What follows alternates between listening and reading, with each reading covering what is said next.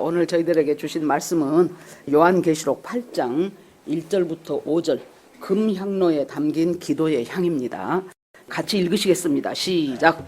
일곱째 인을 떼실 때에 하늘이 내가 보매 하나님 앞에 일곱 천사가 서 있어 일곱 나팔을 받았더라. 또 다른 천사가 와서 제단 곁에 서서 금향로를 가지고 많은 향을 받았으니 이는 모든 성도의 기도와 합하여 보좌 앞 금 제단에 드리고자 함이라.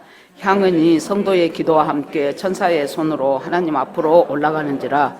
천사가 향로를 가지고 제단에 불을 담아다가 땅에 쏟음에 우레와 음성과 번개와 지진이 나더라. 아멘. 기도하겠습니다. 하나님 감사합니다.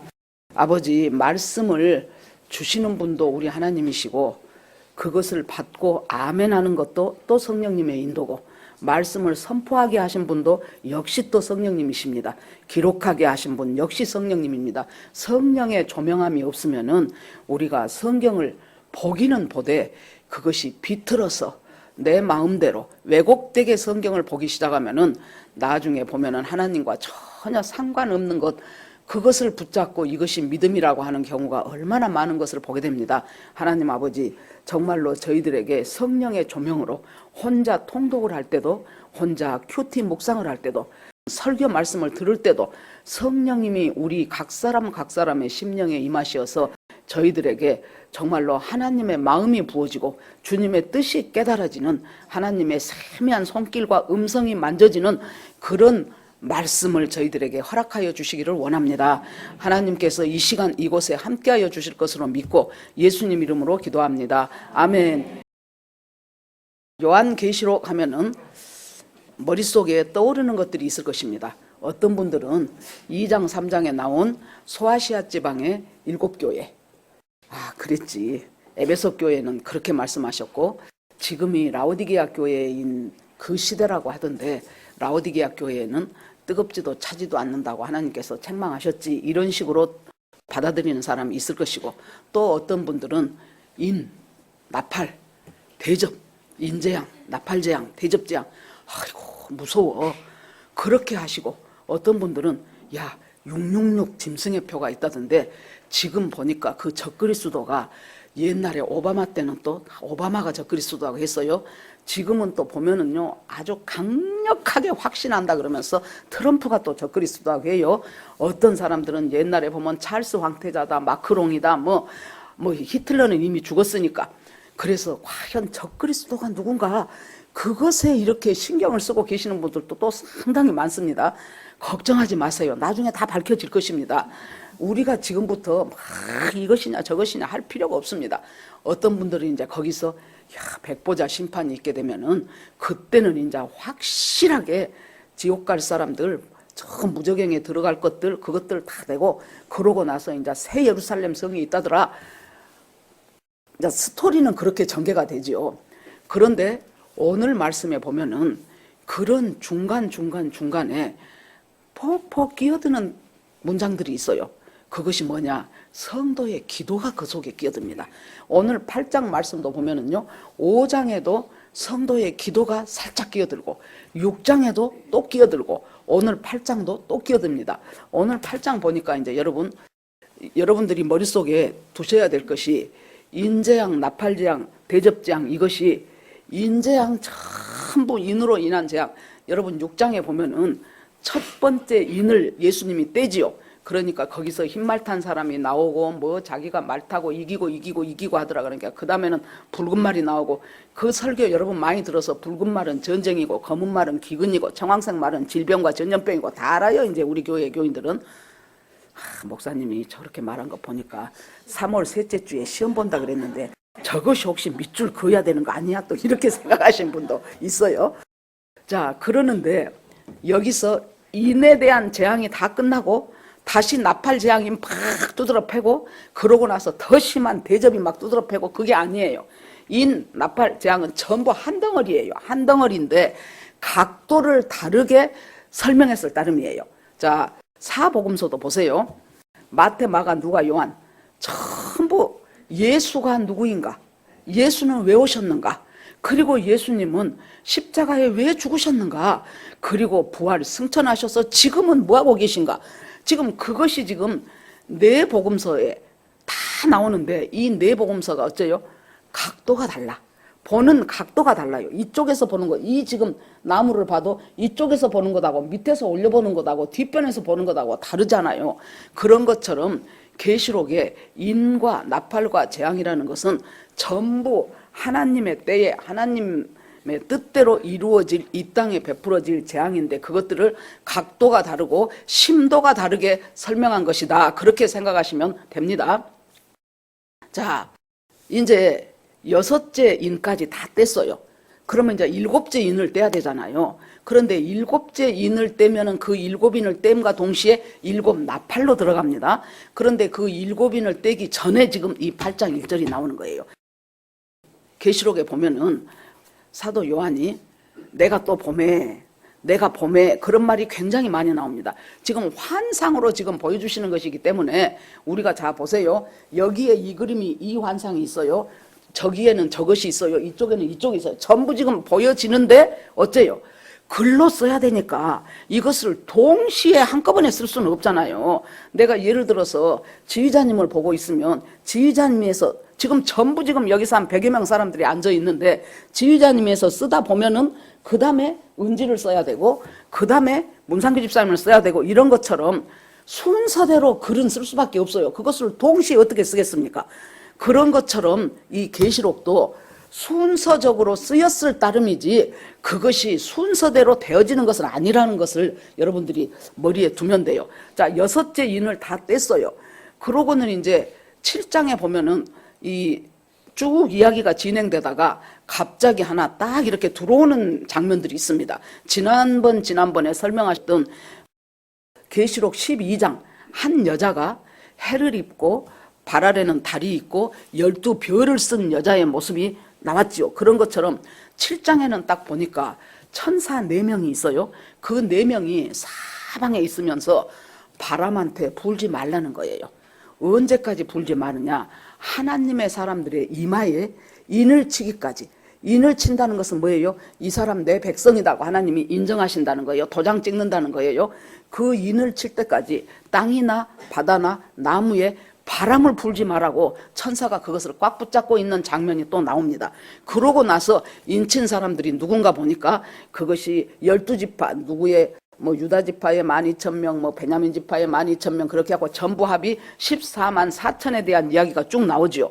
그렇게 하고 8장 1절로 딱 들어가니까 오늘 보신 그 말씀처럼 이제 또 7째 인을 떼야 돼. 6째 인까지 다 뗐어요. 7째 인을 떼려고 하는 그 직전에 보니까 하늘이 반시쯤 고요해. 갑자기 막 첫째 인, 둘째 인 막 떼가지고 그냥 붉은 말이 나가고 전쟁들이 일어나고 검은 말이 나와서 그 사람이 그 검은 말이 휘둘리는 거 보니까 갑자기 여기저기 기근이 막 몰아치기 시작해가지고 밀가루 한 대박에 15만 원, 보리쌀 한 대박에 20만 원 이렇게 해가지고 사람들이 살 수가 없는 그 기근 속에 몰아 들어가더니 그 다음에는 청황색 말이 나와가지고 시체에다가 질병에다가 막 푸르딩한 시체 죽은 것들이 많이 보여지고 그러고 이제 5째 인, 6째 인 뛰고 7째 인 뛰려고 하니까 갑자기 그 모든 것들이 멈추고 완전히 침묵 속에 들어가더라는 거예요. 반시 동안, 짧은 시간 동안. 이것은 우리가 무엇과 같으니까 예를 들어서 사극에 보면은 상간마마 납시오 그러면은 그것과 동시에 상간마마가 쫙 옵니까? 아니요. 상간마마 납시오 해놓고 나면은 약간의 침묵 시간이 있어요. 그러고 나서 엄청 갖춰 입은 임금이 쫙 아주 무게를 잡고 나타나는 거죠. 그런 것처럼 뭔가 지금 엄청난 사건들을 예고하기 전에 약간의 침묵 시간이 있어요. 이 침묵 시간에 지금 뭔 일이 일어나는 거예요? 기도에 대한 얘기가 나오는 거예요. 그러면 하나님께서 이 침묵하는 동안에 우리들의 성도들의 기도를 들으신다는 것을 우리가 알 수 있습니다. 그러면 여기서 이제 반시쯤 고요하더니 내가 봄에 또 봅니다. 하나님 앞에 7 천사가 있어요. 지금 하나님 보좌 앞에 7 천사가 짜르륵 서갖고 있는데 그 사람들이 전부 7 나팔을 하나씩 들고 있더라는 거예요. 그랬더니 또 다른 천사가 하나 와. 7 천사 말고 다른 천사가 와서 제단 곁에 서서 금향로를 가지고 많은 향을 받았으니 이는 모든 성도의 기도와 합하여 보좌 앞 금제단에 드리고자 함이라. 이것은 여러분들이 이 3절을 주의 깊게 잘 알아야 돼요. 첫째 어째요? 다른 천사가 제단 곁에 서 있어요. 거기 그 천사가 뭐 갖고 있어요? 금향로를 가지고 있어요. 그리고 모든 성도들의 기도와 합해서 보좌 앞 금제단에 드리고자 합니다. 그러니까 여기서 우리가 성막이나 옛날 구약시대 때 광야에서 지었던 성막이나 또 솔로몬 때 지었던 성전이나 이것을 이제 살펴보면은 여기서 바로 제단은 무엇이고 금향로는 왜 필요하며 이런 것들을 이제 우리가 알고 넘어가야 됩니다. 저 그림을 하나 보여주시기 바랍니다. 자, 여기에 지금 사람이 들어가요. 이 성막을 쭉 이렇게 이제 담을 둘렀지요. 아무나 못 들어오게 둘렀어요. 그리고 문은 한 군데뿐이에요. 그래서 예수님이 내가 양의 문이니 그랬죠. 그 말은 예수님을 통해서만이, 양의 문이야 예수님이. 예수님을 통해서만이 일이 들어가야지 여기서 넘어오고 뒤에서 하고 개구멍 뚫고 들어오고 이것들은 전부 도둑이고 강도고 이건 아니라는 거예요. 그래서 우리가 오직 예수 그리스도가 양의 문이기 때문에 우리의 문이에요. 하나님께로 가고 천국으로 가는 문이기 때문에 예수 그리스도 외에는 어떤 구원도 없다는 거예요. 자, 그래서 이제 이 문으로 들어갑니다. 들어가면 제일 먼저 마주하는 것이 그러니까 번제단이에요. 번제단은 우리가 알다시피 제사를 드리기 전에 제물, 양이나 비둘기나 뭐 소나 뭐 이런 제물을 갖다가 전부 번제단 말씀드렸지요. 그것들을 토막을 쳐요. 마디로 토막을 치고 깨끗이 하고 속에 있는 내장이나 뭐 똥이나 그런 것들은 다 버려서 짐 밖으로 버리고 그러고 깨끗이 하고 그러고 이제 불을 태웁니다. 이제 불을. 자, 그래서 이 불이 레위기 1장에 보면은 하나님이 뭐라고 해요? 이 번제 드리는 이 제물이 타지는 그 향기와 그 냄새를 보면서 하나님이 하시는 말씀이 이것이 참 여호와께 향기로운 제물이라 그렇게 나와요. 아니, 하나님이 구운 고기를 좋아하시나? 그래서 불에다 구워주니까 향기롭다고 하실까? 아니요. 그건 뭐라 그랬습니까? 자, 이것이 제물이에요. 이것이 양이요. 내가 이제 흠없는 양 갖고 왔어요. 그러면은 여기에서 제사를 드릴 때 이 흠없는 양을 휙 집어 던진 것이 아니고 내가 혹은 제사장이 그 양의 머리에다가 딱 손을 얹어. 왜 손을 얹습니까? 죄는 곧 죽음이요. 죄 지은 자는 죽어야 돼요. 그런데 우리가 죄 지을 때마다 죽으면 하루에도 몇 번씩 죽어야 되잖아요.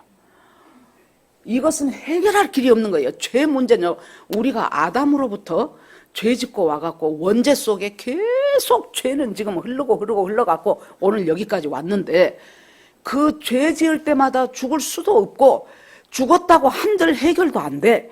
그러니까 하나님께서 나중에 예수 그리스도가 우리의 죄를 어떻게 사하시는가를 보여주기 위해서 구약은 계속해서 양 잡고 소 잡고 번제 드리고 속죄제 드리고 못 드리고 그렇게 해요. 자, 요것이 이제 양이에요. 그럼 내가 양 머리에 딱 손을 얹어. 그러고 뭐라고? 이것이 행위가 뭡니까? 양아, 내가 내 죄를 대신해서 죽어야 되는데 내가 죽을 수가 없어서 내 죄를 전부 너한테 옮긴다. 내가 너한테 전부 옮기니까 너는 실은 죄 없어. 그렇기 때문에 이 양을 잡을 때 흠 없는 것을 하라는 얘기가 뭐예요? 죄 없다 그 말이에요. 흠 없는 것을 어떻게 표현하겠습니까? 흠도 티도 없으니까 양을 잡을 때 4일 전부터 탁 내놔. 혹시 이것이 어디가 뭐 다리가 찢어진 데가 있는가, 어디가 잘못된 데가 있는가 다 봐갖고 흠도 티도 없는 것을 갖고 가갖고 이제 거기서 이제 제물로 드려요. 내가 죽어야 되는데 흠도 티도 없는 너한테 내가 죽어야 될 이 죄를 다 너한테 옮겨놓겠다. 네가 내 대신 죽는구나. 그것이 번제요, 번제. 그것이 속죄제고.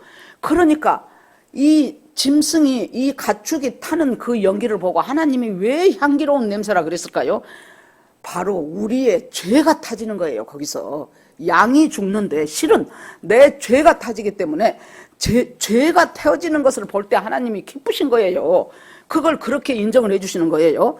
자, 그러면 이제 여기서 이 번제단을 지내서 자, 여기서 태워졌어요. 그 다음에 물두멍이 있어요. 여기는 이 번제단에 양 잡고 소 잡으면서 피가 많이 튀었을 거 아닙니까? 그래서 그것을 깨끗하게 씻는 거예요. 그래서 예수 그리스도의 피로 내가 죄사함 받은 것을 안 사람이 그 다음에 회개하는 것이 세례예요, 바로. 그래서 물두멍을 지납니다. 그러면 이제 여기까지가 성전의 뜰이에요. 성막의 뜰입니다. 그러면 이 다음에 보니까 성소와 지성소가 있어요. 자, 이제 여기서 성소 안으로 들어갑니다. 성소 안으로 들어가면은 들어가는 방향으로 해서 볼 때 제 오른쪽에 떡상이 있어요. 진설병을 얹어놓은 떡상. 일주일에 한 번씩 제사장들이 가서 일주일 전에 해놓은 것 걷어내고 새떡으로 갖다가 12개, 12지파를 상징해서 떡 12개를 갖다가 놉니다. 떡상이 있고 가운데가 분향단이 있어요. 분향단. 향을 피우는 분향단. 그러면 왼쪽에는 이제 촛대가 있어요. 금촛대. 그래서 거기서 계속해서 이제 빛을 발하지요. 그러면은 떡상은 무엇이겠습니까? 떡상을 이 제사장들이 가서 일주일 동안 있었던 거 내오면서 어디서 먹습니까? 거기에 앉아서 저 불빛에 비춰지는 그 빛을 보면서 그 빛에 따라서 제사장이 그 떡을 거기서 먹어요. 어디 딴 데 갖고 가서 먹는 것이 아니고 그건 뭘 의미할까요? 바로 예수 그리스도의 빛에 의해 빛 대신 예수 그리스도의 그 조명하에서 떡은 예수 그리스도인데 그 중에서도 특히 말씀의 떡 예수 그리스도. 그러니까 성경을 볼 때 말씀을 볼 때 성령의 빛 대신 성령의 조명하에서 성경을 본다는 것이 얼마나 중요하다는 것을 알 수 있습니다. 거기서 그 떡을 먹어요. 그럼 분향단은 무엇이냐? 분향단은 바로 오늘 여기 나오는 제단. 아까 제단은 지금 아까 말씀드린 그 제물 태우는 제단이에요. 그런데 이 제단에 대한 이 성도의 기도에 대해서 계시록 5장하고 6장하고 잠깐 보여주시기 바랍니다. 예, 자 5장 8절 같이 읽어주세요. 시작. 그 두루마리를 취하심에 네 생물과 24 장로들이 그 어린 양 앞에 엎드려 각각 검은고와 향이 가득한 금대접을 가졌으니 이 향은 성도의 기도들이라. 아멘. 여기서 지금 계속해서 이 상황 속에서 그러니까 기도가 없이 신앙생활을 한다는 것은 완전히 껍질이라는 얘기예요. 자, 그래서 이 성도의 기도가 가득한 금대접을 24 장로들이 그 어린 양 앞에 엎드려서 금대접을 가지고 있더라 그 말이에요. 그 다음에 6장 한번 보여주세요. 자, 다시 같이 읽습니다. 시작. 다섯째 인을 떼실 때에 내가 보니 하나님의 말씀과 그들이 가진 증거로 말미암아 죽임을 당한 영혼들이 제단 아래 있어 큰 소리로 불러 이르되 거룩하고 참되신 대주제여 땅에 거하는 자들을 심판하여 우리 피를 갚아주지 아니하시기를 어느 때까지 하시려 하나이까 하니. 아멘. 자, 첫째 인 떼고 둘째 인 떼고 아까 다 뗐지요. 흰말, 붉은 말, 검은 말, 청황색 말. 다섯째 인을 뗄 때는 그 말이 아니고요. 다섯째 인을 뗄 때는 제단이 보여. 제단. 아까 짐승 태우는 제단 봤죠? 그 제단 주변에 누가 있냐? 하나님의 말씀 때문에 예수를 증거하다가 죽은 순교자, 죽은 사람들 엄청 박해받아서 죽은 사람들, 그 사람들이 그 제단 아래에 있어요.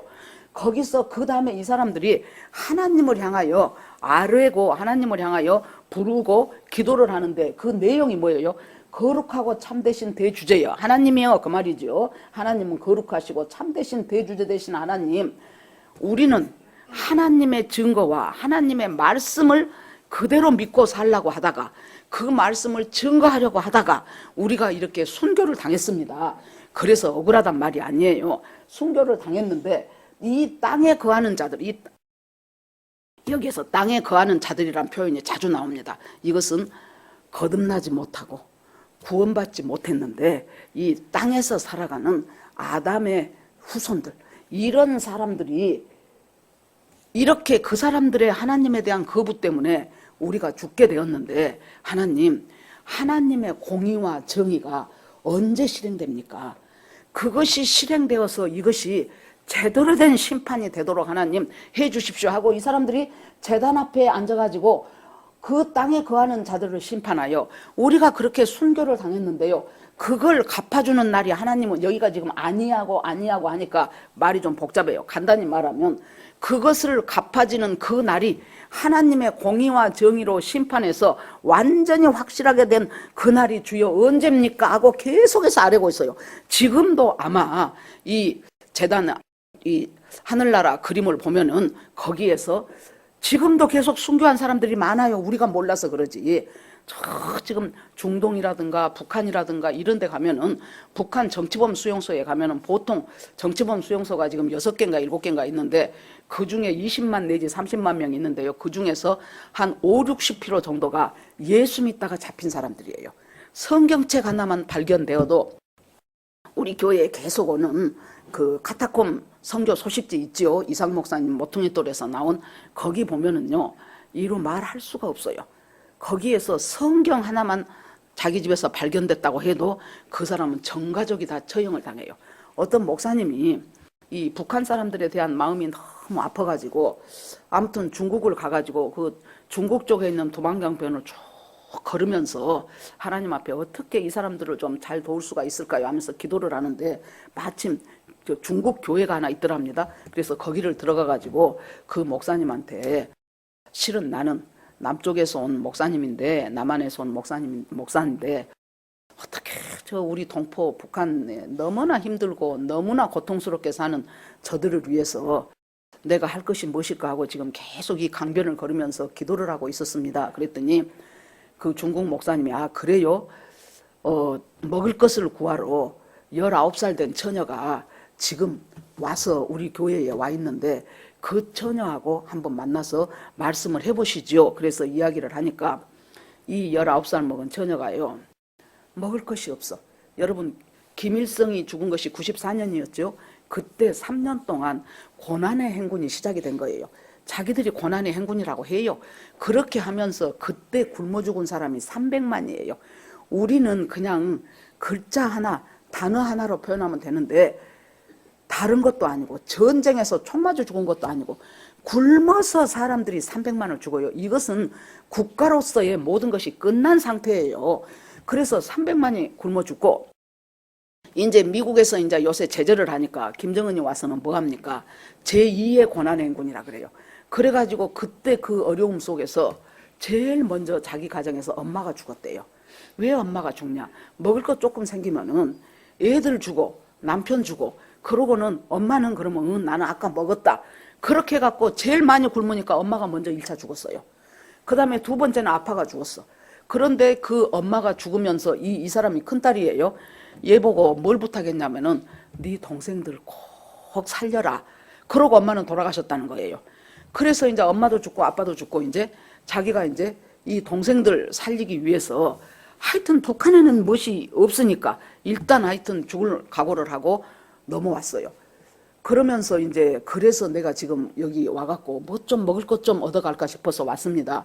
그래서 목사님이 그 얘기를 듣고 너무나 마음이 아파서 자기 호주머니에 있는 달러를 있는 것을 전부 다 주면서 이거 갖고 가서 어떻게 해서 너희 동생들 먹여 살리고, 그러고 나중에 통일이 되고 좋은 날이 오면은 그때 우리가 다시 만나자. 그랬더니 우리로 보면 그렇게 큰 돈도 아니요. 자기가 가지고 있는 달러 뭐 한 몇백 불 된 것을 처음, 그랬더니 그놈을 보듬고 얼굴을 묻고 거기서 우느라고 고맙습니다. 고맙습니다. 그러면서 그것을 가지고 어쩔 줄을 모르더라는 거예요. 여러분, 이 나라가 그럼에도 불구하고 계속해서 핵실험하고 미사일 뭐 던지고 이것 하느라고 자기 백성들은 저렇게 굶겨 죽이고, 조금만 그런 얘기 하려면 뭐 한정도 없어요.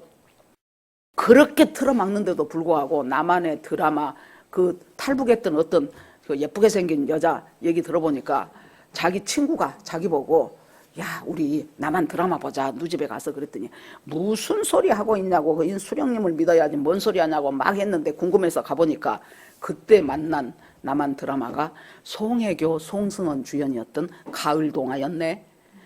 송승헌이 얼굴을 딱 보는 순간 저렇게 생긴 남자가 있을 수 있다고? 아니 남자가 저렇게 생길 수가 있어?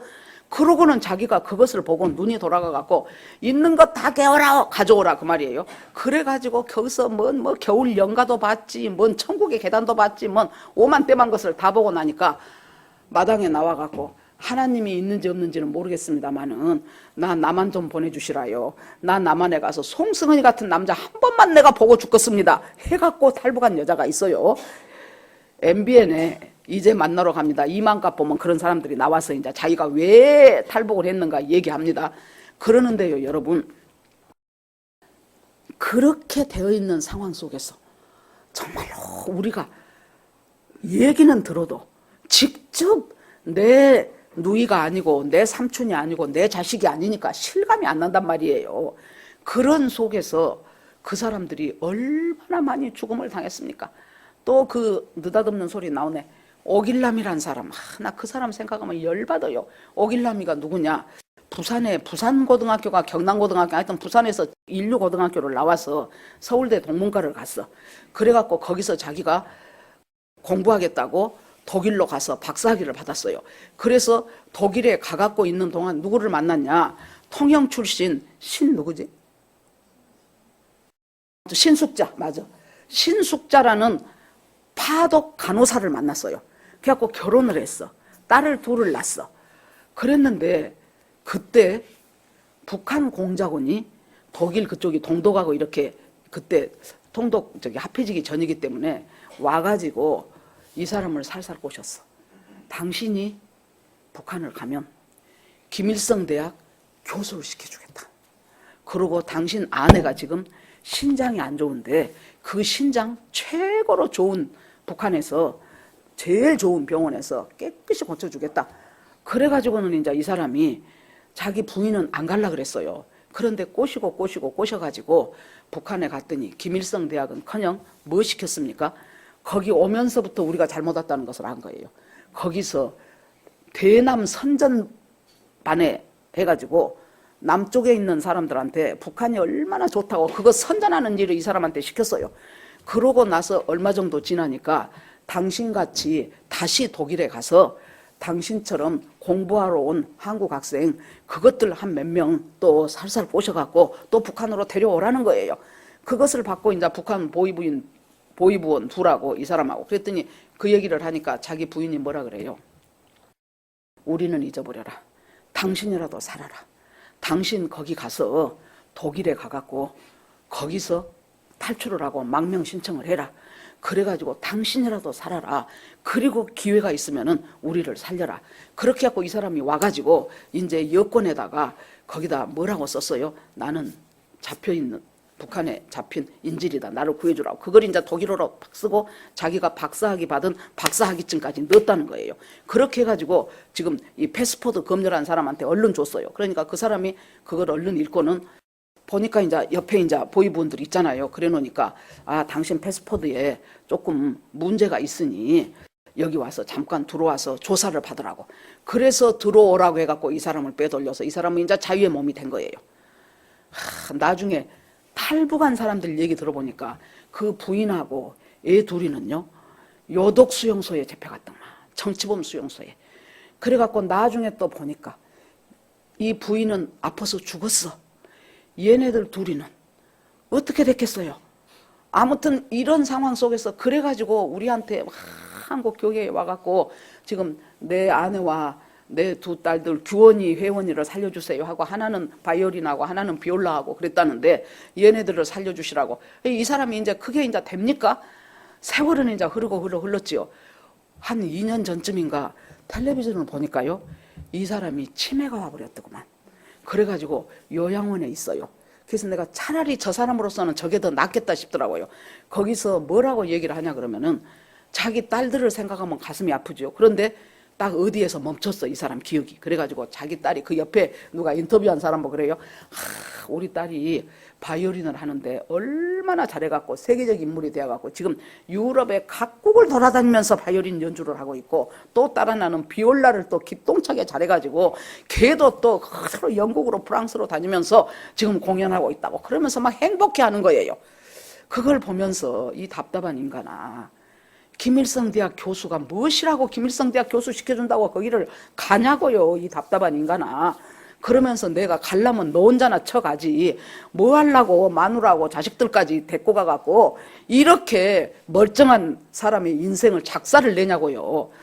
그런데 여러분, 거기에서 죽은 사람들, 온 세계에서 예수를 증거하다가 죽은 사람들이 한두 명이 아닌데 그 사람들이 어디에서 왜 이 양이나 소 태우는 그 제단 밑에서 하나님을 향하여 호소할까요? 이 제단은 바로 뭐예요? 이것이 죽음으로 내 죄가 씻어진다는 거잖아요. 즉 그것을 신학으로 돌아와 보라고요. 예수 그리스도가 십자가의 죽음으로 내 죄가 용서받았잖아요. 그래 놓으니까 예수 그리스도의 십자가의 죽은 그것이 바로 제단이란 말이에요. 그러니까 그 십자가 밑에서 지금 이 사람들이 그 제단 밑에서 하나님, 우리가 하나님을 증거하다가 말씀을 전하다가 이렇게 우리가 순교를 당했는데 하나님의 공의와 정의가 어느 때에 이때 이 세상에 확실하게 펼쳐질 그것을 신원하는 날이 언제입니까 하고 계속 지금 이 사람들의 기도가 올려가고 있는 것이 아까 말하면 그 제단 밑에 있다 그 말이에요. 그러면은 이제 성소로 들어가니까 오른쪽에 떡상이 있었고 가운데 분향단이 있었죠. 이 분향단은 계속 향이 올라가야 돼요. 계속 꺼지면 안 돼요. 그러면은 왜 분향단이 올라가야 되냐 그러면은 분향단에 향에 불을 피우려면 불이 있어야 되잖아요. 이 불을 탁 해갖고 성냥 켜서 한 것이 아니고 아까 처음에 들어가면 이 양이나 소 태워지는 제단이 있었죠. 그 제단에 불씨가 있어요. 불씨.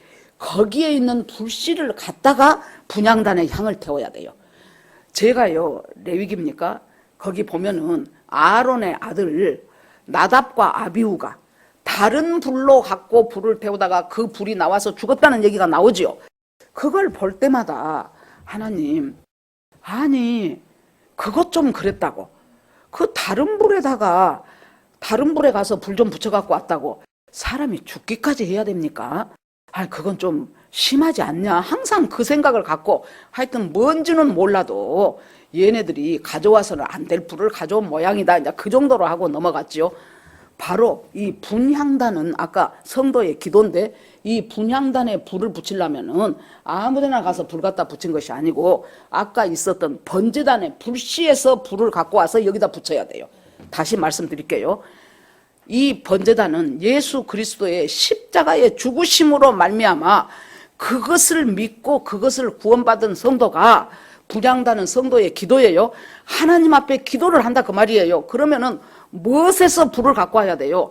예수 그리스도의 십자가의 불, 예수 그리스도가 십자가에 죽으신 그 예수 그리스도의 십자가와 나를 위해서 죽으신 그 피가 내 죄를 씻음받았다는 그 불씨를 갖고 내가 기도를 해야 된다 그 말이에요. 그러니까 우리가 기도를 하면서 몇 시간을 기도를 한다 하더라도 하나님, 내가 이렇게 금식하면서 기도하니까 하나님 어떻게 해서든지 이 기도 꼭 들어줘야 돼요. 이번에는 우리 아들 벌써 3수째입니다. 반드시 합격해야 됩니다. 이번에는 우리 딸 시집가야 되는데 진짜로 하나님 제대로 결혼하게 해주세요. 제가 그 예와 여러 번 들었어요. 어떤 권사님이 자기 딸이 시집을 갔어. 그런데 1년 만에 남편이 죽어버렸네, 사위가. 그래 놓으니까 애 하나도 없이. 그러니까 이 권사님이 그 딸을 생각하면 세상에 청춘이 구말린데 저걸 어찌해야 되가 얼마나 마음이 아프겠어요. 그러니까 뭐 금식도 하고 뭐 40일 작정도 하고 뭐 새벽기도 날마다 가고 기도하는데 뭘 기도합니까? 하나님, 우리 딸 얼마나 안 됐습니까?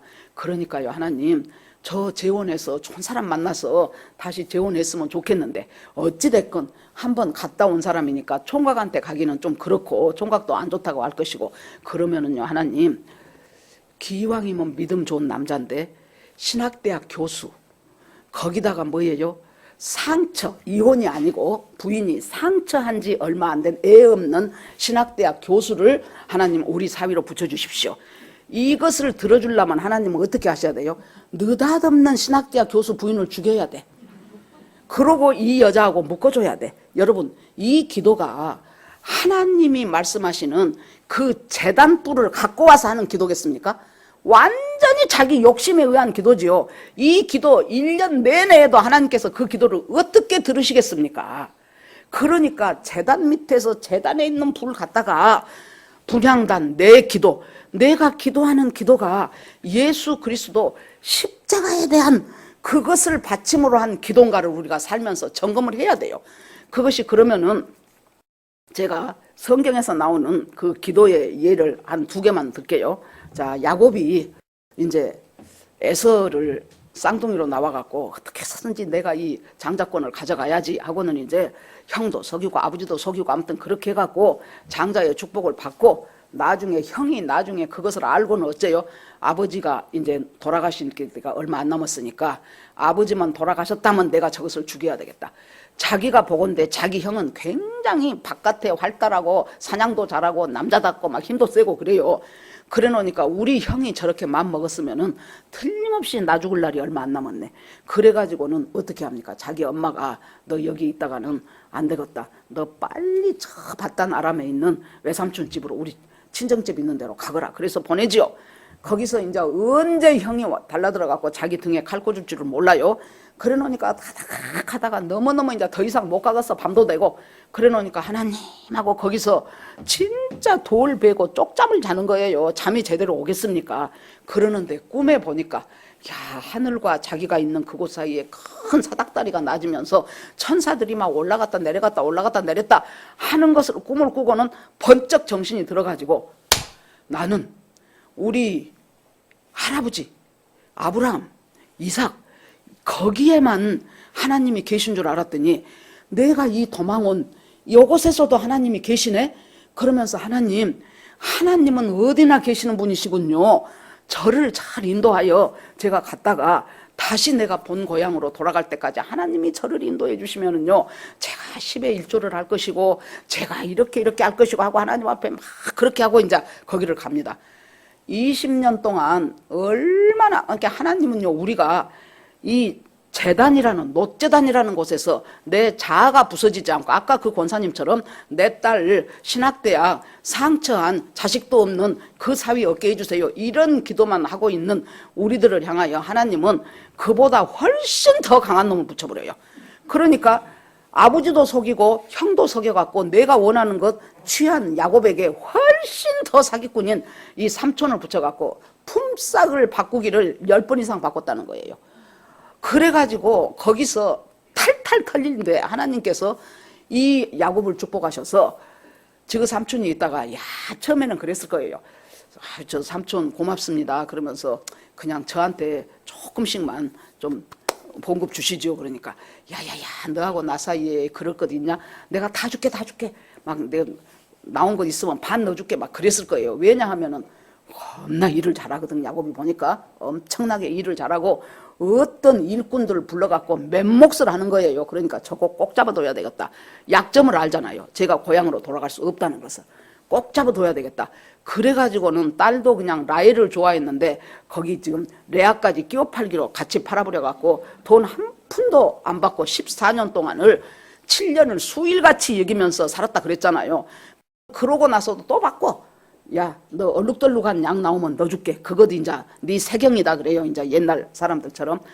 그러면 하나님께서 확률로 보면은 10마리 나오면 하나 나올까 말까 하는데 어떻게 만들어진 것인지 실하고 좋은 양한테서는 이 얼룩배기가 나오는 거예요.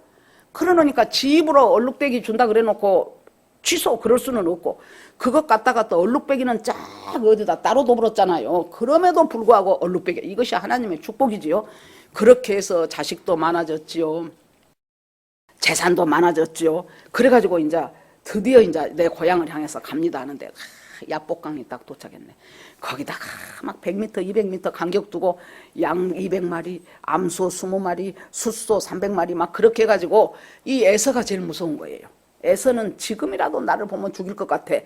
그러니까 이제 종들한테 하인들한테 다 그거 맡겨놓고 혹시 우리 형 에서를 만나거든 니들 누구냐 그러면 우리 주인 야곱이 그 형님 되시는 그 주인 되시는 에서를 만나거든 예물로 드리라고 준 것입니다 이렇게 말해라. 그렇게 해갖고는 몇 대를 그렇게 해놓은 거예요. 그러고 이제 자기 가족들도 이제 다 거기다 놓고 자기는 야복강을 안 넘어가고 그날 밤에 기도를 하는 거예요.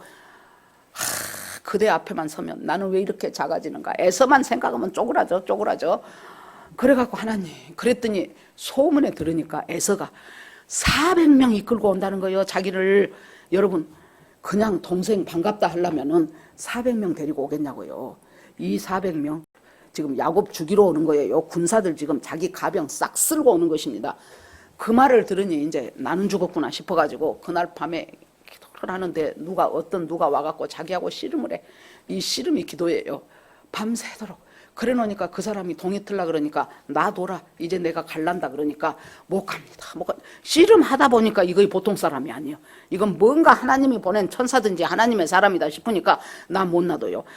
당신을 놔두고 그냥 가버리면은 나는 이제 동터껐다, 에서가 와서 나 죽입니다, 우리 가족들 다 죽입니다, 나는 못 갑니다, 못 갑니다 그러고 부둥켜 있죠.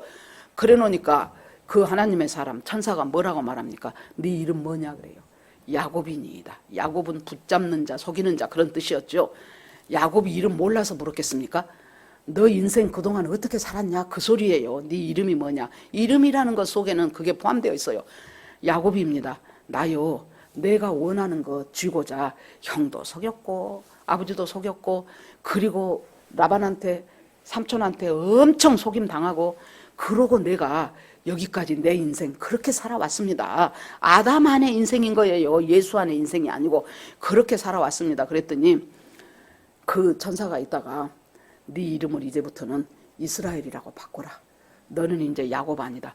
누구를 만나면 우리가 야곱 같은 나밖에 모르던 내 개인의 자아에 취해서 살던 내가 어떻게, 이스라엘이라는 이름은 하나님과 겨루어 이겼다는 뜻이요. 아니 무슨 야곱이 하나님과 겨루어 이기겠어요. 하나님의 사람이 되었다 그 뜻이에요. 그러니까 내가 야곱 같은 인생을 살았는데 하나님을 만나서 죽기 살기로 씨름을 해. 어떤 사람은 사업이 무너져갖고 씨름하다 보니까 하나님을 만나게 되고, 어떤 사람은 느닷없이 멀쩡했는데 병원 한번 가보니까 당신 암 3기입니다. 얼마 못 삽니다. 그래갖고 하나님하고 씨름하게 되고, 어떤 식으로든지 하나님하고 밤새도록 씨름하면서 나 하나님 못 놔둬요, 나 못 놔둬요, 나 버리지 마세요. 그럴 때 우리가 야곱 같은 내 인생이 무엇으로 바뀌어요? 이스라엘로 바뀌어지는 역사가 있다고요. 그래갖고는 이제 거기서 그 뒷날 아침에, 그러니까 천사가 다 이게 골반뼈를 쳐버려요. 그러니까 천사는 떠나고 골반뼈가 어긋나 버리니까 그때부터 절룩이면서 그 뒷날 아침에 이제 눈 떠갖고 동터갖고 저기 에서를 만나러 가니, 에서가 400명 데리고 20년 동안 저 야곱 죽여야 되겠다는 생각에서 변함이 없었거든요. 그랬는데 동생이 적어서 오는데요, 밤새도록 씨름하다 보니 얼마나 꼬질꼬질 하겠습니까? 땀에다가 옷에다가 아주 그냥 때에다가 꼬질꼬질하고, 거기다가 걸음도 온전히 못 꺼내 짤뚝짤뚝하면서 간신히 걸어오는 이 동생을 볼 때 죽이고자 하는 마음은 싹 사라지고, 불쌍하다 세상에 저것을, 저 불쌍한 저 인간 저 꼬라지를 봐라, 저 화상을 보고 내가 세상에 죽일 생각을 했어? 그러고는 너무 불쌍하니까 형 그러고 가니까 둘이 팍 끌어안으면서 울면서, 야곱아 동생아, 나 이 일대가 내 땅이요, 세일산 일대가 에서가 살던 땅이요. 그러니까 너 인생 힘드냐? 내가 한 조각 띄워줄게. 너 거기서 살아. 이렇게 하고, 그러니까 여기서 야곱이 이스라엘로 바뀌는 그 기도가 바로 뭔 기도입니까? 제단에서 양이 죽고 소가 죽으면서 내 대신 이 죄가, 그러니까 네가 야곱 같은 인생 살던 그 네 죄가 이스라엘로 바뀌어지는 그것을 체험한 것이 기도라 그 말이에요. 기도. 그러면 이제 또 한 가지만 더 성경에서 예를 들게요. 누가복음 18장에 가면은 불의한 재판관이 나와. 의롭지 못한 재판관이 있어요. 이 말씀을 준 이유를 예수님이 앞에 먼저 설명해. 너희들이 기도하다가 낙심하지 말도록 내가 이 예화를 한다는 거예요. 아주 불량한 이 재판관이 하나님을 두려워하지 않고 사람을 무시하는 재판관이다. 그래서 이렇게 저 혼자 지가 제일 잘났어. 천상천하 유아독전이에요. 그 사람과 또 그 고을에 과부 하나가 있는데, 이 과부는, 지금 과부는 돈 많은 사람 많아요. 옛날 과부는요, 더군다나 이스라엘 과부는 진짜 불쌍해. 먹고 살 길이 없어요, 이 과부가. 그런데 어찌됐든지 이 과부한테 뭔 재산이 좀 있었나 봐요. 그랬는데 이 과부가 사기를 홀라당 당해버렸어. 그래가지고 이 재판관이 자기를 재판을 온전하게 해줘야 돼. 그런데 가만히 보니 이 재판관이 아무리 봐도 자기한테 이익될 만한 사람이 아니에요. 그래 놓으니까 모른 척해요. 내가 하나님을 두려워하지 않고 사람을 무시하는데 저 과부 저거 무엇이라고 저 사람이. 근데 이 과부가 날마다 와서 자기를 아침 저녁으로 출근할 때 오고 퇴근할 때 오고 날마다 오네. 그래 놓으니까 이제 이 재판관이 뭐라고 해요? 내가 하나님도 두렵지 않고 인간을 인간 종자로 보지도 않는데 저 여자가 저렇게 나를 번거롭게 하니 할 수 없이 저 여자 소원을 들어줘야 되겠다 그러죠. 여기서 잘못하면 뭐라 그랬어요? 아, 무조건 하나님을 졸라대면은 하나님이 응답하시구나. 그게 아니란 말이에요. 이 여자가 뭘 갖고 이렇게 그 재판관한테 날이 날마다 간 줄 아십니까? 지금 내가 당하고 있는 이 일이 나는 정당합니다요. 나는 정당하게 지금 요구합니다. 저것들이 부당하게 나한테 나를 억울하게 하고 나한테 이렇게 했는데 실은 내가 당신한테 갖고 가는 이 송사거리는 나는 정당한 것입니다. 정당성을 가지고 과부가 가고 정당하기 때문에 이 재판관이 저것이 나를 성가시게 하니 단순히 성가시게가 아니에요. 그 정당함에 대한 판결을 해줘야 되겠다. 그러고는 그 과부의 판결을 도와주지요. 그러면서 예수님이 하신 말씀이 의롭지 못한 불의한 재판관도 정당성을 가지고 요구를 할 때 그걸 들어주지 않을 수가 없는데 하물며 그 사람하고 비교를 해본다면 얼마나 하나님은 의로우신 분입니까? 그 의로우신 하나님이 너희가 정당성을 가지고 나에게 기도한다면 내가 그 기도를 모른 척 하겠느냐? 그 다음 말이 더 중요해요. 그러나 인자가 올 때 믿음을 보겠느냐? 그 정당성을 갖고 왜 기도하다 낭망합니까? 나까지는 정당한데 몇 번 기도해봐도 안 돌아서거든요. 몇 번 기도해도 안 들어주거든요. 그래 놓으니까 낙심해버리고 아유 세상은 그렇게 흘러가는 거야 하고 포기해버리는데 하나님이 인자가 올 때 예수님이 다시 올 때 정말로 예수님만이 이 모든 것을 정의를 강물같이 공의를 하수같이 내리고 그 제단 안에서 아까 막 부르짖었던 그 사람들의 그 기도 있죠. 그 기도를 제대로 응답하실 그 예수님은 반드시 오실 것이라는 확신을 갖고 그 정당성을 주장하면서 기도하는 사람이 포기가 어렵다는 거예요. 그래서 제가 이제 두 가지 성경에 나타난 기도 예를 들었습니다. 오늘 여기 보니까 그 놋제단 앞에서 하나님 우리가요 말씀 증거하다가 죽었습니다. 그런데 하나님 언제 하나님의 공정한 재판이 이루어집니까? 그랬더니 하나님께서 좀 기다리라 그러죠. 좀 기다리라. 순교자의 수가 자기까지 그 다음에 이제 읽어보면 또 나와요. 그러니까 그 사람들의 기도, 이 3절에 보니까 그 사람들의 기도를 천사가 지금 향로에다 가지고 있네. 그리고 많은 향을 받았어요. 향이 지금 기도예요. 거기다가 무엇이 보태져요? 모든 성도의 기도가 거기가 또 보태져. 그래가지고 하나님 앞에 금제단에 드리고자 합니다. 그러니까 아까 말한 것처럼 그 어떤 권사님이 그렇게 기도하면 그 하나님 앞에 상달 안 되는 기도라 그랬죠. 그럼에도 여러분 우리가 기도는 하고 볼 일이에요. 왜냐하면은 그 기도를 하다 보면 처음에는 진짜 기복적으로 자기 중심적으로 우리 딸 좋게만 하기 위해서 그렇게 기도를 했는데 실은 기도를 하다 보면 하나님이 그 기도를 잘못됐다는 것을 알게 하셔요. 기도를 하다 보면은 아 내가 이렇게 기도할 일이 아닌데 내가 이렇게 기도를 하고 있네. 이건 잘못된 기도네. 하나님 저 우리 딸의 앞날을 하나님께서 주장하시고 정말로 믿음 좋고 하나님 보시기에 합당한 사람으로 하나님 인도해 주십시오. 이 기도가 바뀌는 거예요. 그러니까 기도를 아예 안 했다면 그 마음만 갖고 있겠죠. 그런데 기도를 하면서 하나님이 그 기도를 바뀌어가서 그 기도가 태워지는데 안 좋은 것들은 다 태워 없어지고 하나님이 받으심직한 기도, 이미 순교자들의 기도를 담아놓은 금향로에다가 우리들이 지금 여기서 살아있는 우리들이 하고 있는 그 기도가 보태져 갖고 하늘로 지금 하나님 앞에 올라가더라 그거예요. 그렇게 되니까 자 4절 향연이 그 기도의 향기가 성도의 기도와 함께 천사의 손으로부터 하나님 앞으로 올라가는지라 그랬습니다. 올라가니까 그러니까 기도의 향이라는 것은 한마디로 우리가 생각해 볼 때 정말로 하나님 앞에 지금은 어느 때보다도 기도가 중요할 때이지요. 이 세상 되어가는 것을 보면은 예수 믿고 기도한다는 우리들의 기도가 너무나 미약하게 생각이 돼요. 저렇게 큰 권력을 가지고 이리 획딱 저리 획딱 뒤집어져 버리는 이 세상 속에서 정말로 이것이 제대로 된 이 나라가 제대로 될 것인가? 이것이 제대로 되어질 것인가? 정말로 이제 헌재에서 8명인데 그 중에서 4명이 완전히 우리 법 연구해 갖고 자기들 뜻대로 지난 금요일 날 무엇이 밝혀졌습니까? 이제 윤 대통령 그 영장 청구를 서부지법에서 했잖아요. 그런데 그러면 왜 중앙지법에서 안 했냐 그랬더니 관저가 서부지법 그쪽이어가지고 거기에 해서 그렇게 했다. 중앙지법에다가는 영장 신청을 한 적이 없다 그랬죠. 그런데요, 윤 대통령 변호인단들이 7만 페이지를 조사를 했어요. 그런 서류들을 그래갖고 거기서 발견을 했어요. 뭘 발견했는지 압니까? 중앙지법에다가 영장 청구를 했는데 거기서 기각을 당했다는 것을 발견을 했어요. 또 하나는 통신 뭣도 있더라고요. 우리는 못 들어본 통신 그거 청구를 했는데 그것도 기각을 당했어요.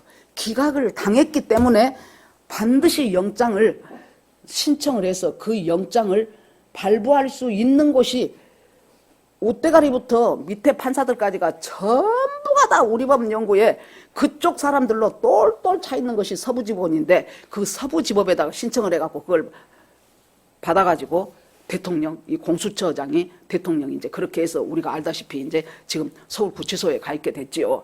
그래 놓으니까 최종 결론은 이것이 이제 굉장히 중요한 발견이기는 문건이기는 합니다만은 어찌됐든 최종 심판은 헌재에서 어떻게 나오느냐에 따라서 이것이 이제 최종이 되거든요.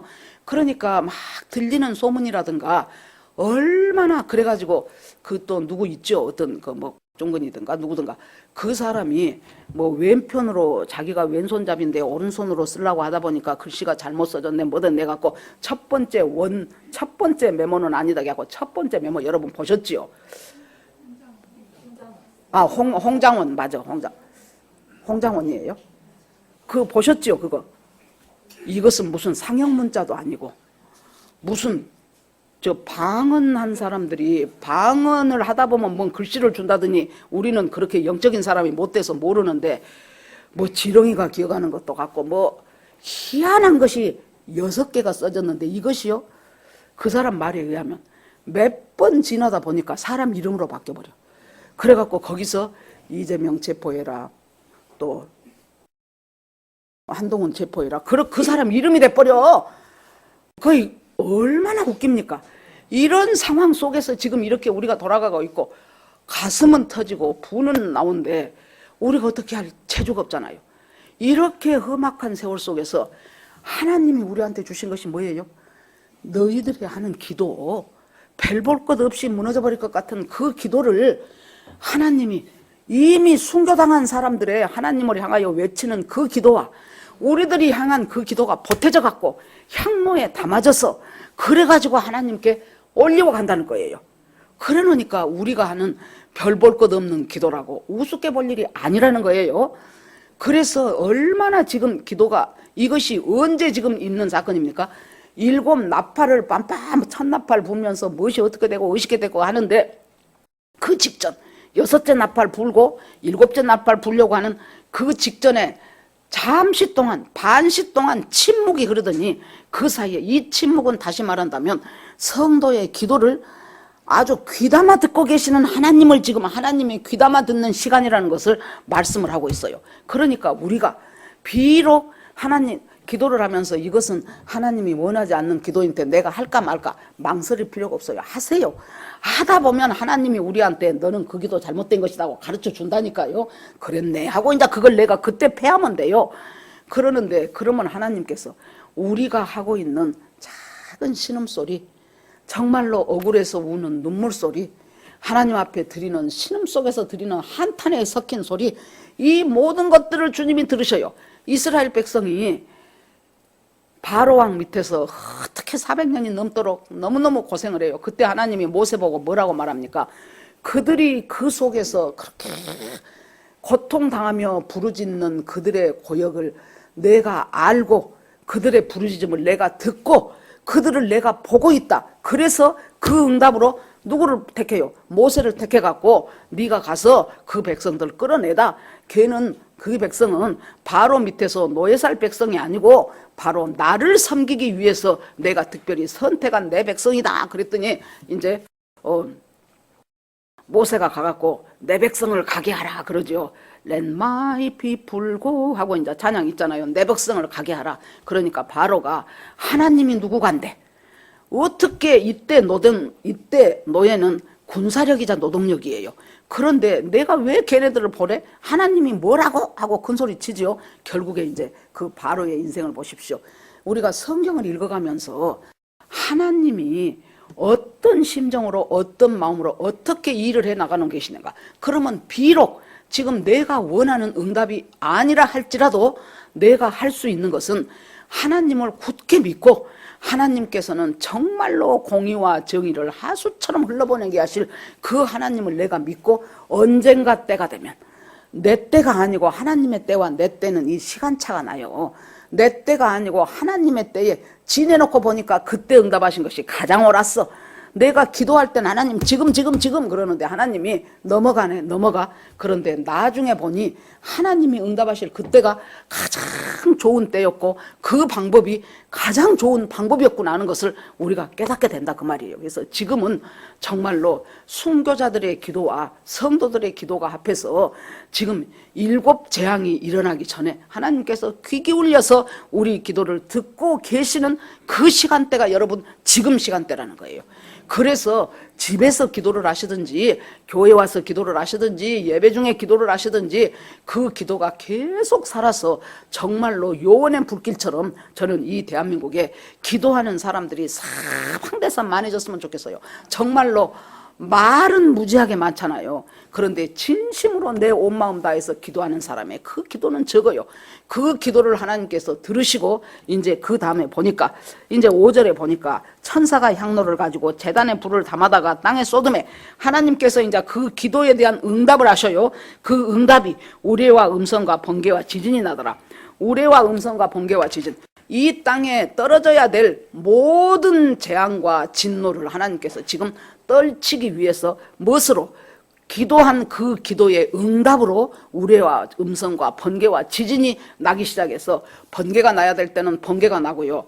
제가요 오늘 새벽에 그 여러분 패션 오브 크라이스트 보셨죠? 그 패션 오브 크라이스트에 예수님 역할을 했던 그 짐 카비넷이든가 카발라든가 아무튼 그 하여튼 그 사람이 나와갖고 어떤 큰 교회에서 이렇게 서로 주고받으면서 사회자가 묻고 대답하고 하는 그 영상이 한 20분 정도 돼요. 그것을 봤어요. 그랬더니 그 사람이 이제 멜 깁슨이 감독이었잖아요. 그거 패션 오브 크라이스트 감독이었는데 어느 날 멜 깁슨이 전화가 와갖고 내가 언제부터 하나님께서 이 영화를 만들기를 원하신다는 것을 알았는데 이제 영화를 만들어야 되겠다. 당신을 예수님 역할을 하는 주인공으로 당신을 쓰고 싶다. 그런데 자기도 알았다고 좀 믿음이 좋더라고요. 그런데 그 뒷날 또 전화가 왔어. 감독이 전화가 와가지고 그냥 없었던 일로 치자. 왜 그러시냐 그랬더니 네가 이 예수님 역할을 하게 된다면 그 이후에 너한테 이 헐리우드에서 많은 불이익이 갈 것이다. 내가 너한테 그걸 감수하라고 하고 싶지가 않다. 그래서 그냥 네가 하지 마라 그래요. 그러자 이 사람이 뭐라고 말한 줄 압니까? 예수님이 지저스 크라이스트 JC면 자기도 짐 카 해가지고 자기도 이니셜이 JC다는 거예요. 그리고 또 하나는 내가 지금 33살이다. 예수님 돌아가시네. 33살이다. 그러니 각자 맡은 일을, 당신은 당신이 맡은 십자가가 있고 나는 내가 맡은 십자가가 있는데 각자의 자리에서 각자의 일을 하자. 이 영화를 하자. 그렇게 해갖고 이제 영화가 이제 제작이 되기 시작했는데요. 와, 너무너무 고생했더라고, 이 사람이. 십자가 지고 막 그런 것을 뭐 CG로 한 것이 아니고 진짜 이제 그 나무에다 막 하고 해갖고 그 어떤 사람이 잘못해가지고 자기 왼쪽 어깨가 탈골이 돼버렸어. 그 십자가 해갖고 무엇을 눌러버려갖고 탈골이 됐는데요. 거기 이렇게 십자가에 매달려갖고 있는 그 장면을 찍는데 너무너무 어깨가 아파갖고 아프다 나중에는 감각이 없어져 버리더래요. 그런 속에서 자기가 시작할 때 95kg 몸무게였는데 75kg가 돼버렸대. 그 영화 지금 촬영하는 동안. 그러면서요, 그때 자기가 참 신비한 체험들을 하더라고, 이 사람이. 한 번은요, 이렇게 있는데 그때 스탭들하고 엑스트라하고 250명이었었대요. 250명이 각자 이제 뭐 자기들 일이에요. 뭐 로마 병정 맡은 사람은 뭐 매로 치고 그래갖고 로마 병정 맡은 사람이 잘못 때려갖고 어깨가 이 등이 자기가 30cm가 찢어져 버렸대요. 그렇게 하고 있는데 전부 아까 이 반시 동안 조용하더니 한 것처럼 사람들이 뭐 여기서는 뭐 채찍 치는 연습하고 저기서는 뭐 끌고 가는 것 하고 250명이니까 얼마나 소란스럽겠어요. 갑자기 모든 소리가 끊어지면서 조용하더래요. 그래서 아 이거 왜 이러지? 그러면서 주님이 막 저한테 내가 너에게 이 역할을 시켰다는 그것이 막 자기 속에 막 차고 들어오면서 자기 그 앞에서 일하던 엑스트라가 눈에 눈물을 가득 담고 자기를 봐서 왜 저러는 거 그랬더니 나중에 물어봤더니 거기 있는 사람들 엑스트라들이 다 이 사람이 너무나 놀라운 빛에 쌓여 있더라는 거예요. 그래갖고 놀래갖고 이 사람들이 막 이렇게 보고 있는 거예요. 그러면서 나중에 이 영화 촬영이 다 끝나고 자기는 심장 수술까지 했다 그러더라고. 심장이 도저히 이대로 가면 이 사람 죽습니다 했는데 아무튼 그 영화를 끝냈어요. 그러면서 여러분들이 지금 어디에 있든지 무엇을 하든지 여러분 예수님 마음에 들어오십시오. 그러니까 다시 말하면은 이 노제단에 있는 그 십자가하고 상관없는 기도는 기도가 아니라는 거예요. 십자가하고 상관없는 분향단은 그것은 아무것도 아니라는 거예요.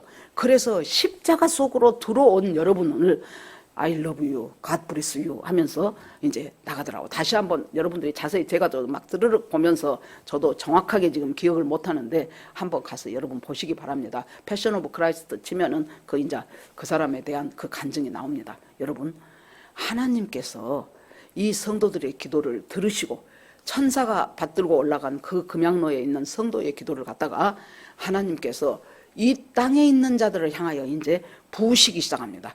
그것이 그 부어지는 구체적인 것이 뭐예요? 지금 이제 7 나팔이 진행되면서 첫 번째 나팔을 쫙 천사가 부으니까 어떻게 되고 두 번째 나팔 부으니까 물이 3분의 1이 쑥이 되고 이제 이런 것들이 계속 나와지게 됩니다.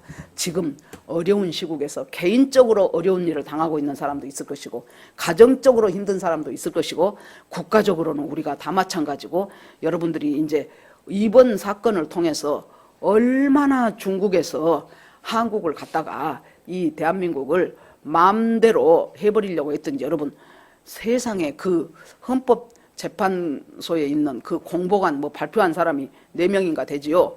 그 사람이요 화교라는 거 아십니까? 이름이 성왕이요. 우리나라 사람이 자식 이름을 왕이라고 짓습니까?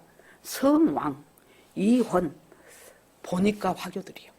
그러면은 소장 대행이 막 이제 이쪽에서 이제 따지고 하니까 막 이걸 이렇게 들면서 내 맘대로 하는 거 아니에요. 대본대로 하는 거예요. 그랬잖아요. 그러면 이 대본을 누가 쓰냐 그랬더니 TF 걔네들이요. 그러면은 한 국가의 대통령 탄핵을 누가 지금 주관하고 있다는 거예요. 중국의 화교들이 지금 주관하고 중국에서 또 그것뿐인 줄 압니까? 전국에 있는 의과대학을 가려면 이과에서 0.1% 안에 들어야 돼. 옛날에 우리 때는 안 그랬어요. 지금 그렇게 됐어요. 그런데요, 여러분 놀랬지요. 화교는 5등급, 6등급도 서울의대, 연대의대 다 들어간대요. 모르셨습니까? 중국에서 오지요. 일가족이 아무것도 안 하고 한 달 사는데 우리나라에서 얼마씩 준 줄 압니까? 190만 원씩 준대요. 우리는 전부 몰랐더니 이거 누가 했어요? 문재인 정부 때 다 해놓은 거예요.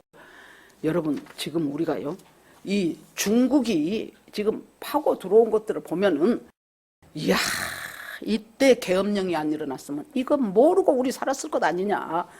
전부 숨겼던 건데 그 비커 속에 개구리처럼 1도 올릴 때는 따뜻하니 좋다 하다가 나중에 아이고 여기 죽겠네 하고 튀어나가려고 하니까 이미 다 몸이 신경이 풀어져 버려갖고 못 나가고 죽게 되는 것처럼 영락없이 우리나라가 지금 그 지경에 처해 있는 그 마지막 선에서 지금 이게 드러나게 된 거예요. 그래서 인터넷에 그 잘하고 빠른 2030 애들이 왜 깨어납니까? 우리들은 몰라서도 못 털어. 그것들은 갖다가 과거에 했던 발언조차 뭐조차 탈탈 털어놓고 보니까 이야, 우리나라 꼬라지가 세상에 이렇게 되어 있었구나. 이렇게 저 윤석열이란 사람이 여러분 어떻게 기기묘명하게 대통령이 0.7% 만해져 갖고 대통령이 되고 나서 보니까 이 나라가 이것이 장난이 아니거든. 김진홍 목사님이 다 아시잖아요. 원로 김진홍 목사님이 이명박 대통령 때, 이명박 대통령이 장로였죠. 이명박 대통령 때 청와대에 가서 예배 좀 같이 해주십시오. 그래서 예배 드리러 갔더니 이명박 대통령이 이거 목사님 간첩이 엄청납니다. 그래서 왜 그렇습니까? 그랬더니 분명히 이제 아주 핵심 멤버들, 아주 중요한 핵심 멤버들하고 회의를 해. 그러면 일주일 후에 북한에서 그 회의 내용을, 그것에 대한 조치를 취한다는 거예요. 방송을 하고. 그러니까 아무리 한 사람 한 사람 봐도 저 사람이 아닌 것 같고 저 사람이 뭐 도청 뭐 다 막 검사하고 한 거죠. 그래서 정말로 측근의 사람들하고 우리가 한번 알아보자. 그래갖고는 거기서 이제 얘기를 한 거예요. 우리도 계속 이렇게 당할 수만은 없고, 그때 낮은 선봉 막 거기다가 이제 뭐 물자 주고 그럴 때 낮은 선봉에 우리는 이렇게 해줘도 저쪽에서는 돌아오는 것은 아무것도 없고 계속 미사일이나 쏘아대고 저짓거리 하니 낮은 선봉에다가 우리가 먼저 공격을 해서 저것들을 한번 확 쓸어버리자. 그렇게 말을 해서 눈 깜짝깜짝 하면서 그랬더니요, 이틀 후에 중국 대사가 찾아왔더랍니다. 그래가지고 행여라도 낮은 선봉에 공격하지 말아달라고. 그랬는데 그때 이명박 때인데 지금 벌써 이명박 지내고 누구 지내고 여기까지 왔잖아요. 황장엽 씨가 와서 자기가 지금 현재 남한의 간첩이 5만입니다. 그랬어요. 그 뒤로 세월이 얼마나 흘렀습니까? 거기다가 국정원에서 간첩 잡는 기능 싹 없애버렸죠. 그렇게 해가지고 지금은 활개를 치고 다녀도 누가 간첩인지도 모르는 세상이에요. 거기다가 중국은 중국대로 지금 이렇게 지금 우리나라 먹으려고 지금 엄청나. 여러분 생각을 해보세요. 대통령, 일국의 대통령을 탄핵을 하냐 마냐 하는데 제일 지금 높은 권한 대행이 이 A4 용지 흔들면서 내가 내 뜻대로 재판하는 것이 막 이제 하니까 자기도 정신없이 나왔을 거예요. 내가 내 뜻대로 재판하는 것이 아니라 나도 다 대본대로 한다고요. 지가 무슨 뭐 탤런트요 대본대로 하게. 대본대로 한다고요. 그 대본이 뭐예요? TF라는 곳에서 써준 것이요. 그 사람들을 보니까 4명 중에서 3명인가가 다 중국 화교라는 거예요. 지금 우리나라 꼬라지가 이렇게 돼 있으니 얼마나. 금요일 날 전 집사님이 오셔갖고 그 문건을 발견했어요 목사님 그러면서. 그런데 내 마음에 드는 것이 발견하면 뭐 돼? 그것이 법적 조치가 취해질 수 있을까? 그러면서 정말로 무력하고 무능한 우리가 어떻게 해야 될 것인가? 여기서 이럴 때 주님이 주시는 것이 뭐예요? 제단에 있는 순교자들의 기도와 지금 성도인 너희들의 기도가 합해져 가지고 그것이 금향로로 하나님 앞에 올라갔을 때 하나님께서 그것들을 향해서 때로는 음성으로, 때로는 우레로, 때로는 번개로, 때로는 지진으로 어떤 식으로 하나님이 무슨 일을 이루어갈 수 없으니 인자가 올 때에 믿음을 보겠느냐 하고 아이고 하나님하고 낙심할 것이 아니고 계속해서 하나님 붙잡으면서 하나님은 공의롭고 정의로우신 하나님, 하나님께서 이 일을 이루어가실 수 믿습니다 하면서 기도를 쉬지 않는 우리가 되도록 하나님께서 이 말씀을 주셨다고 봅니다. 그래서 오늘 이 말씀 잡고 정말로 기도를 하시는 분들은 조금 더 힘을 내주시고 안 하셨던 분들은 내가 하루에 단 20분이라도 내가 나라 위한 기도를 하겠다라고 생각하시면서 정말로 굳게 살아가시는 믿음의 여러분들이 다 되기를 주의 이름으로 축원합니다. 아멘. 이 시간 주여 하고 오늘 말씀 붙잡고 기도하겠습니다. 하나님 아버지 은혜를 감사드립니다. 계시록 8장에 제단 앞에서 부르짖는 순교자들의 기도와 성도들의 기도를 합하여 천사가 하나님의 보좌에 올라갈 때 그것들이 쏟아지면서 이 땅에 하나님의 뜻과 마찬가지로 놀라운 재앙과 여러 가지 심판이 쏟아지는 것을 봅니다. 하나님, 저희들이 참 낙심할 일이 너무 많고 기도하다가 중단해야 돼버릴 힘없는 일이 너무 많다 할지라도 하나님 아버지 주님께서 우리 한 사람 한 사람을 역사하여 주시고 하나님 앞에 온전한 마음으로 정말로 인자가 올 때 믿음 있는 자를 보겠느냐 한 것처럼 인자가 오실 때까지 우리가 낙심하지 않고 기도하면서 야곱이 이스라엘로 바뀌는 것처럼 내 자아를 십자가에 못 박는 역사가 기도하는 가운데 동시에 같이 아버지여 이루어질 것을 믿습니다. 주께서 함께해 주시옵소서. 예수님 이름으로 기도합니다. 아멘.